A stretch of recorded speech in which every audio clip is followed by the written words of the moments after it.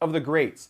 This is, again, going to tie into all of these things that we've been talking about. This is one of my favorite exercises. Notice that all of us tend to put some people on the pedestal and some people in the pit. Right? We look up to some people and we look down on other people. However, law of conservation, as I was just talking about, means that every single one of us has all of the human traits. There's about 4,600 and some odd traits in the Oxford Dictionary. And all of us have all of them. We express all of them. We are all kind and cruel, honest and dishonest, happy and sad, positive and negative, animal and angelic, peaceful and wrathful. Just depends what's happening, what's going on in our life. But when we put people on a pedestal, what we're really doing is we're saying that we're too humble to admit that what exists in them exists in us.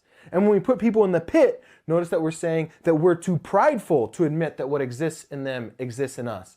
And the challenge here with both of these polarized perceptions is that we're disowning parts of ourselves, right? If I'm putting somebody on the pedestal and saying, I wish I could be more like that, then I'm disowning the parts of myself that already have those traits. Which, how can I love myself if I'm disowning parts of myself? Going back to our point about self-worth. So traits of the greats is a great exercise that I like to use, and I'll give you an example. Just during the pandemic, I was watching The Last Dance, which is a documentary about Michael Jordan. And as you know, my girlfriend and I sat and watched it and watched all the episodes, I found myself getting teary-eyed towards the end because I was so inspired by what this man had created in his life.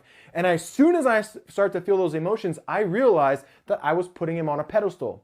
So the next day I sat down and I wrote down on a piece of paper, Michael Jordan. And I wrote down next to his name, the traits that I saw in him that I was inspired by. He was a great leader. He was a visionary, dedication to his craft, these sorts of things. And then next to each one of those traits, I took the time to look at my life and ask myself, where have I expressed those traits in my life?